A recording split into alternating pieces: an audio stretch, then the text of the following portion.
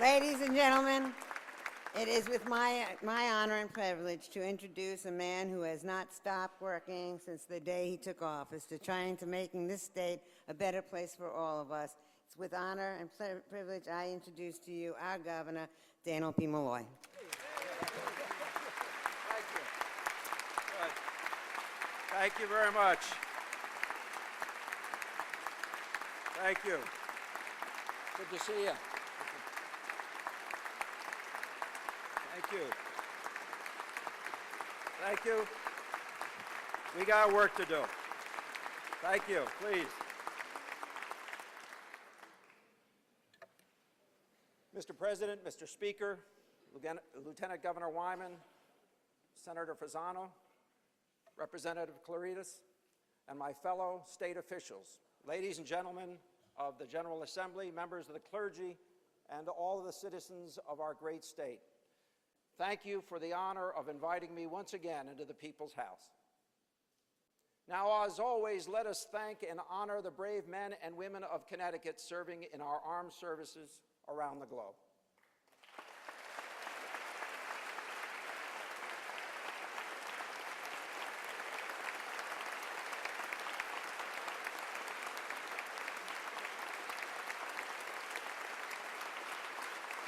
Thank you. I'd like also to recognize my wife, Kathy, and my son, Dannel, who are here with me, and I want to thank them both for their tremendous love and support. Thank you, Kathy.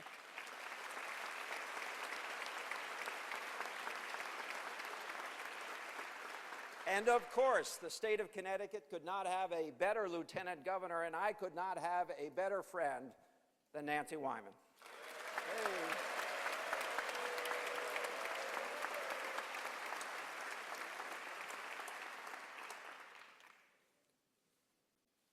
We live in changing times. You don't have to take my word for it. You hear it from your constituents every day. A visceral feeling that our country and our state are not going back to how things were before the Great Recession. Families are budgeting differently. Their expectations are changing. They know that they can't rely on the same economy their parents and grandparents did, where wages and home values steadily increased.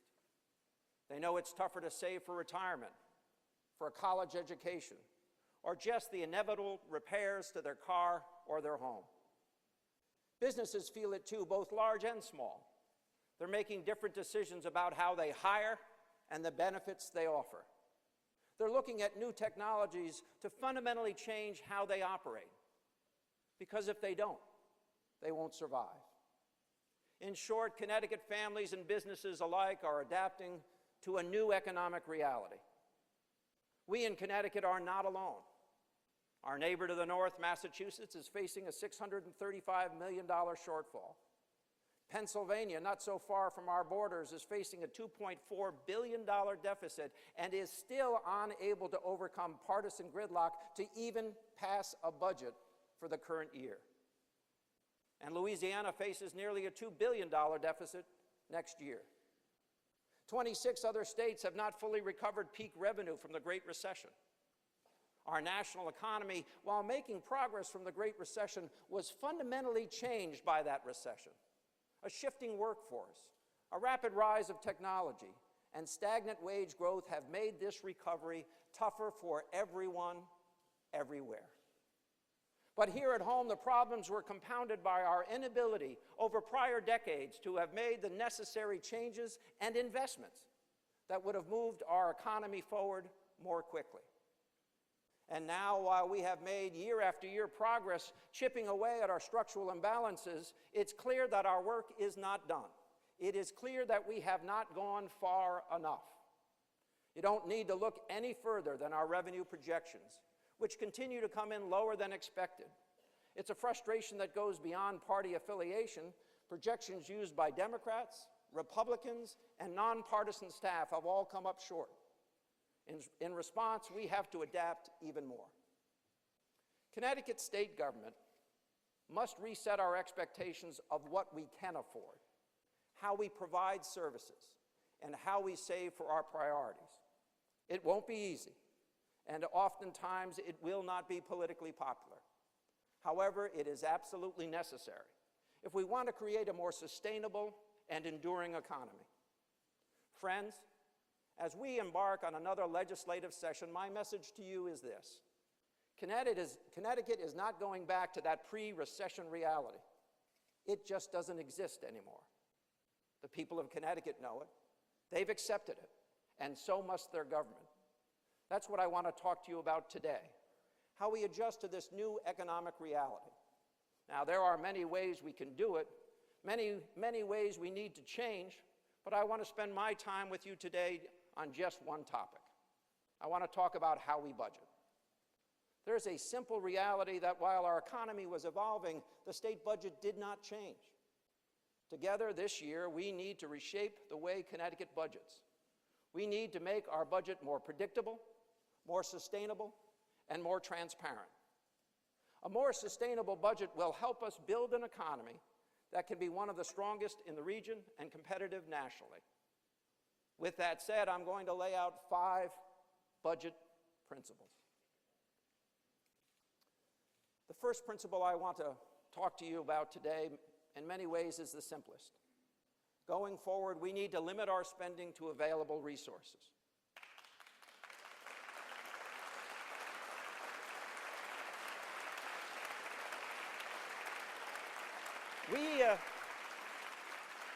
We can do it by changing our current services budget approach. Now, current services is a term readily understood in this building, but it is a foreign concept to our constituents. Essentially, it means that we will wrongly assume government can do everything it does now, regardless of ever-growing cost. It just isn't sustainable. Families and businesses do not set their budget based on the amount of money they want to have next year. Neither can the state of Connecticut. Managing our finances this way assumes that we will face cuts if we don't achieve double-digit growth in revenue every single year. It puts spending increases on autopilot. This must end, and it must end this year. The budget adjustments I submit to you today are not based on current services spending. Similar to a zero-based budgeting approach, my budget limits spending in the upcoming fiscal year and beyond to actual revenue projections. In other words, this budget is based not on how much we want to spend, but how much money we actually have to spend. This new method will require different decisions to keep government living within its means, and it won't come without sacrifice. It will require the reduction of the state workforce by more than 1,000 employees through attrition and other means. And I don't take that lightly, but I do believe it will be necessary. I will continue to work with our state employees to make sure those reductions are done fairly and with great care. And if we're going to limit ourselves to available resources, there's another way we can do it. 24 years ago, the people of Connecticut voted for a constitutional spending cap to ensure that the state could live within its means. It's time we give them what they asked for.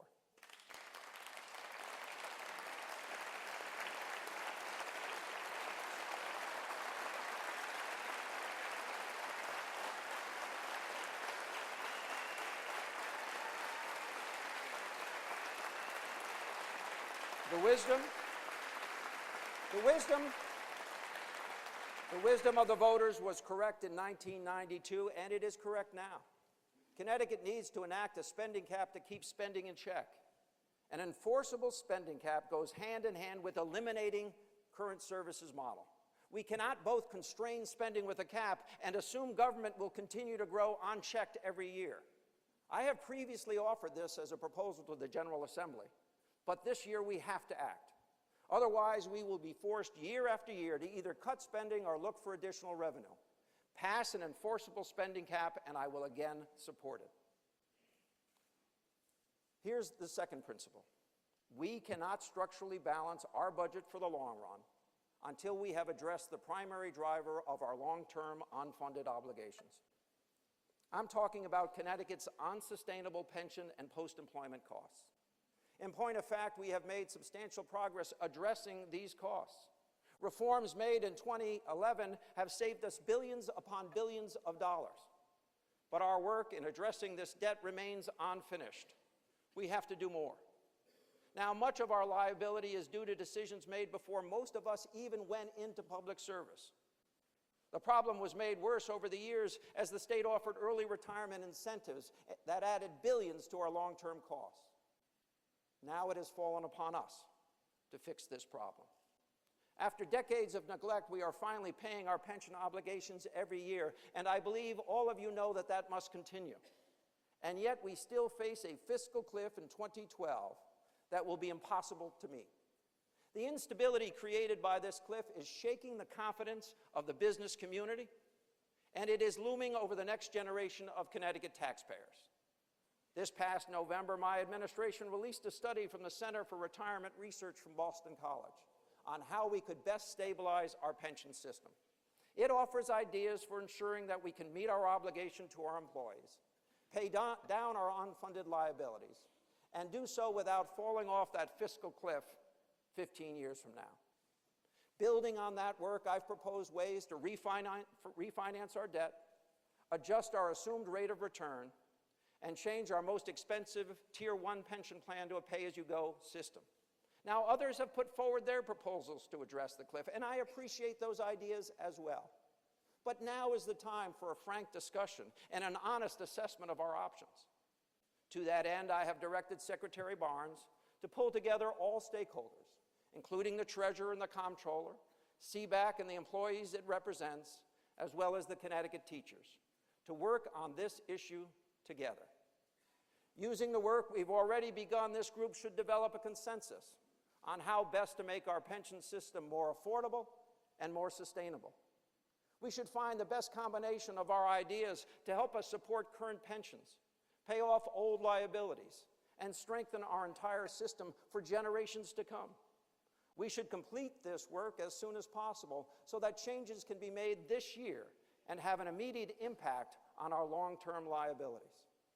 Now, while this group is meeting, my administration will continue to negotiate with 13 state employee bargaining units, discussing salaries and other important issues.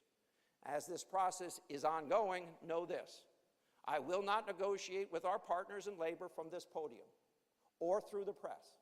Instead, I will simply say that our expectations for these negotiations should be based on what we can afford, not what we previously spent. And finally, there's one more area to discuss. Our work in the months ahead, or years ahead, I should say, should include a larger ongoing effort to align state employment benefits with our present economic reality. Let me be clear. I strongly believe that working people who serve the public for decades deserve good benefits and a secure retirement that is offered by a defined benefit plan. But friends must be honest with each other. The obligation of maintaining this system and the risks associated with the status quo cannot be solely supported by our taxpayers under the current budget practices.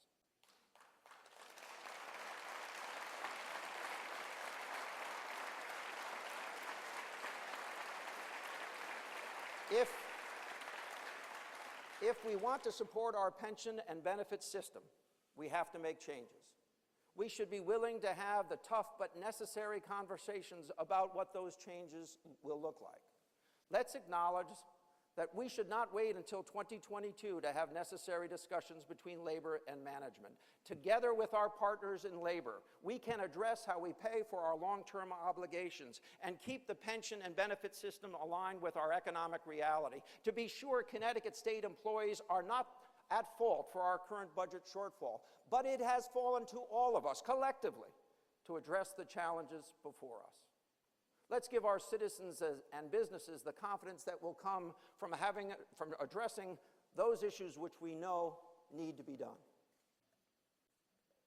The third principle is this: we need to prioritize funding for core services.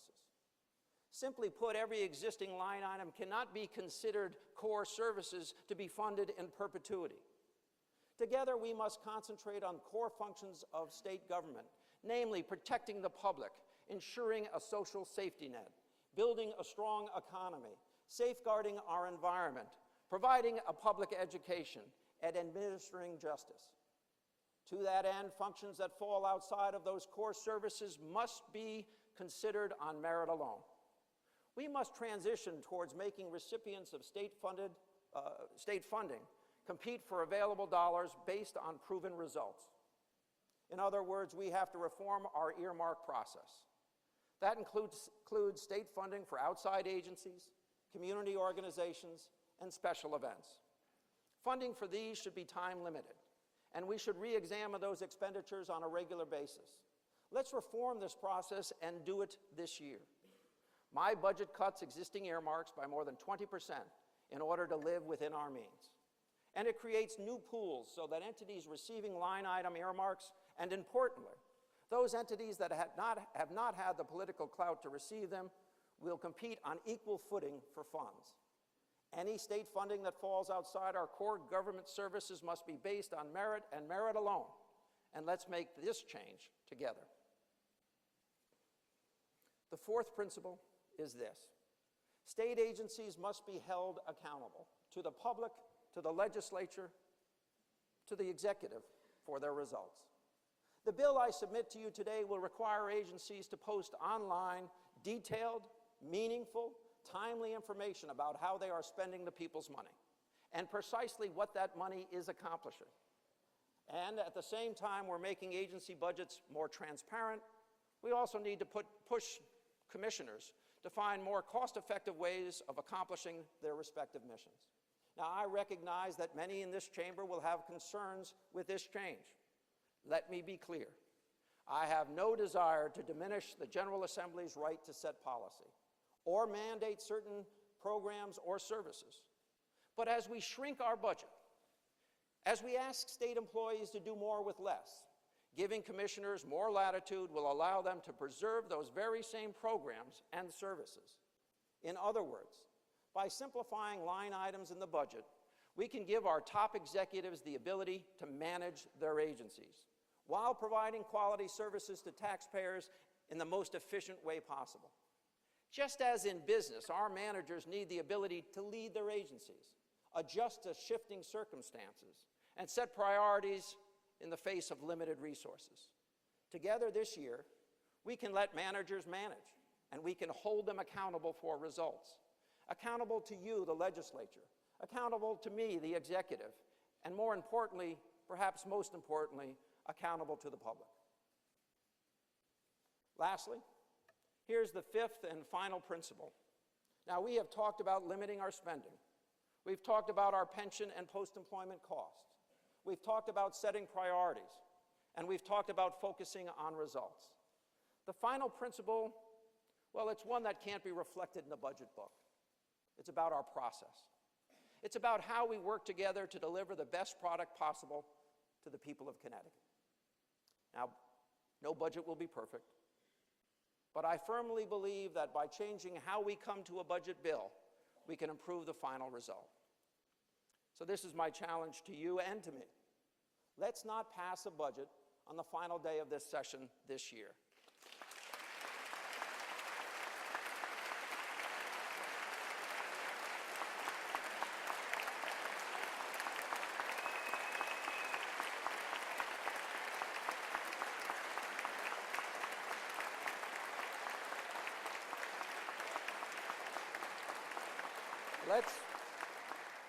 Let's get it done early.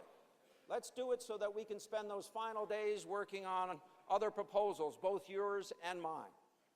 And that should go for budget implementers as well. No longer should implementers be a place to pass things that we didn't have time for during the session.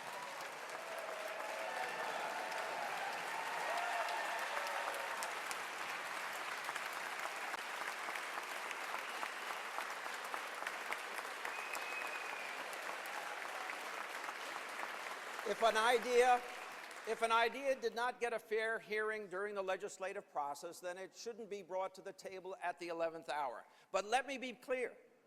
This is true of both Democrat and Republican ideas. It has to apply to both. While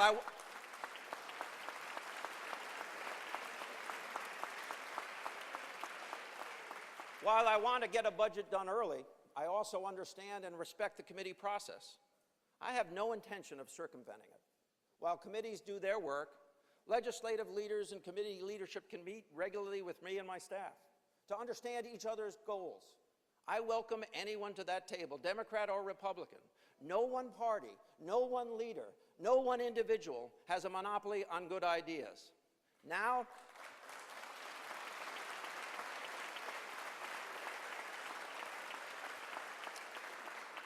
is the time for everyone to put those ideas on the table, for us to have a bipartisan discussion throughout this session. Of course, it needs to be a real effort, one that is seen through to a reasonable conclusion. To that end, I have only two conditions for our talks. First, everyone must be willing to compromise. I know some consider compromise a dirty word, but just last November and December, Democrats and Republicans in Washington compromised on a transportation bill and passed a federal budget together. Compromise is necessary if we're going to address our challenges here in Connecticut. Now, second,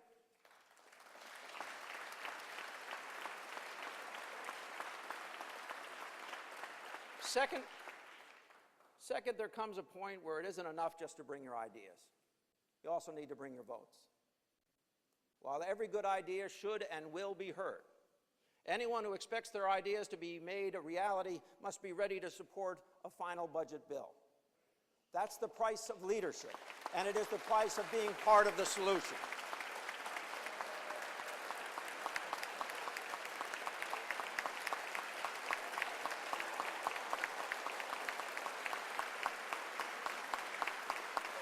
Now,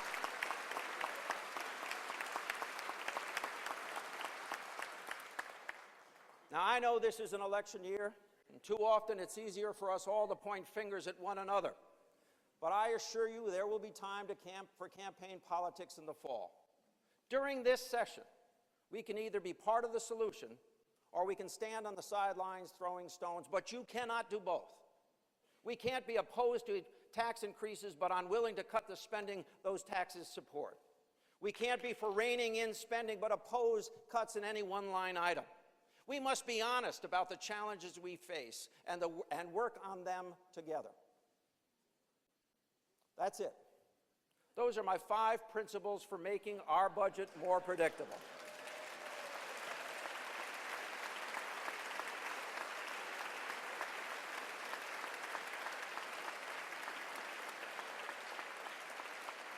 For making our budget more predictable and our economy more sustainable. For giving confidence to our residents and businesses that government is adjusting to the new economic reality. Importantly, budgeting prudently, more prudently, can help us protect the services we value most. I believe strongly that government can and should play a positive role in the lives of our citizens. The measures I've laid out today aren't about cutting spending just to cut spending. This isn't a call for overzealous austerity or a departure from Connecticut's core values. Rather, they're about changing how we budget in order to preserve that which we hold dear, in order to preserve what makes Connecticut so special. These are my ideas. I'm sure there will be other ideas from those in this chamber, from leaders across our state, and citizens concerned about our future. All of those ideas should be heard as we take on this challenge together. I want to hear those ideas, so I plan on holding a series of town hall meetings across Connecticut once again. Now, anyone and everyone can be part of the discussion. For myself, I should say that there are other things to discuss as well. In addition to what I've laid out today, I look forward to continuing our work together to fix our broken transportation system. Work that must begin with a constitutional transportation lockbox.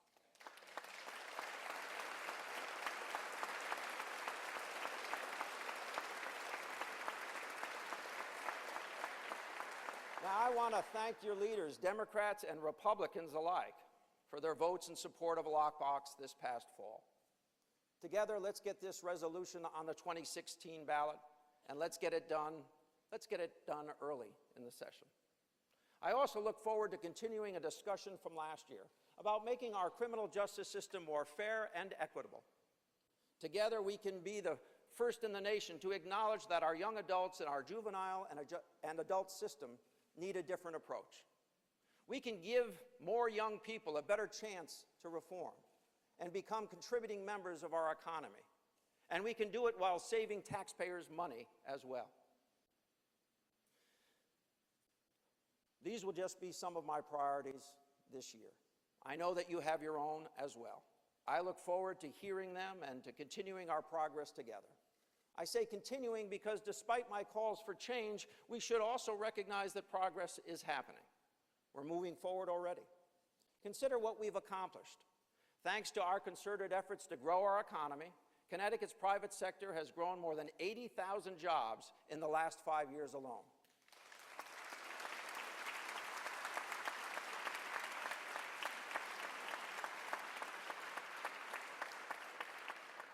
This may have been forgotten, but just in the last 6 months, we've secured employers like Synchrony Financial. We've welcomed new employers like Serta Simmons from Massachusetts and MC Credit Partners from New York City. These 3 employers alone will guarantee and retain more than 700 jobs in Connecticut.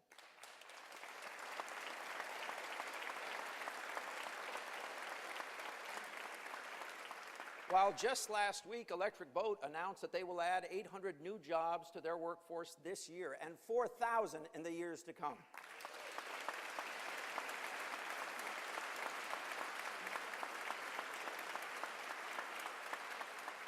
We've held on to major employers like United Technologies and Sikorsky, along with their 24,000 employees.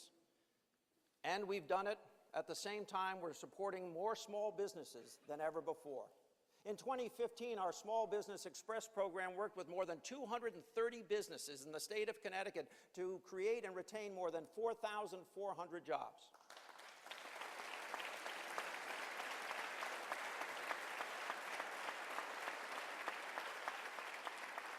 Together in a special session last fall, we made changes to our tax code that both parties agreed were necessary to help our business community. Because of that work, employers can continue their strong pace of hiring and invest in a new innovative economy that will drive us into the future. Our community colleges and region system have answered the challenge for precision manufacturing training. The University of Connecticut has increased engineering capacity by 50%, helping meet the demand for technology and manufacturing job openings across Connecticut. The Manufacturing and Innovation Fund has launched 2 new programs geared specifically at training. One of those programs has already assisted 88 companies in training their workforce.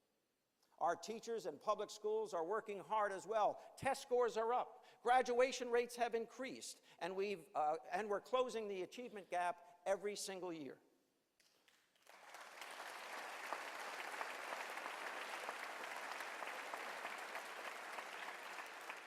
We're making housing more affordable. Last year alone, we created or funded more than 11,000 units of housing. Together, we ended chronic veterans' homelessness in the state of Connecticut, and we're the first state in the nation to do it.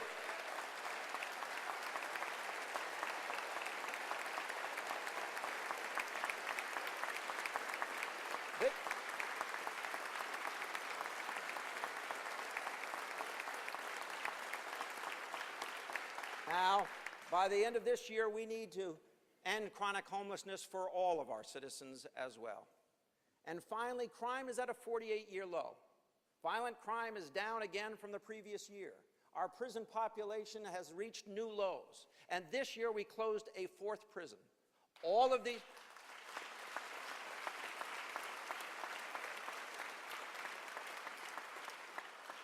these efforts have saved taxpayers tens of millions of dollars and have made us safer.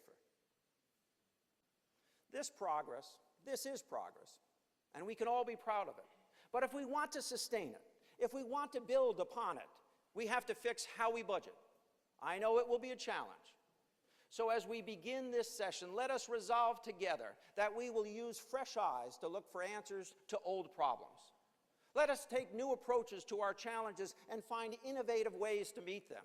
Let us accept that we can't wish away our problems. Let us seize the moment together to address that unfinished work that lies before us. Let us collectively believe that we can change the way our state budgets while we hold true to our Connecticut values, that we can adjust to a new economic reality while we protect our quality of life, that we can support our business community and train a 21st century workforce. We can ensure that our progress leaves no one behind.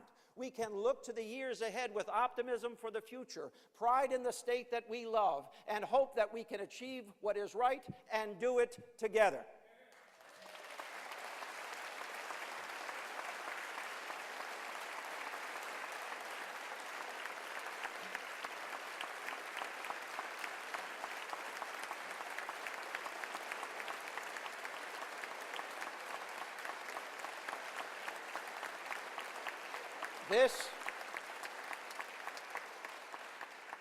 This is our challenge. And with God's blessing upon us, upon the United States of America, and upon the great state of Connecticut, we shall get it done this year. God bless you all.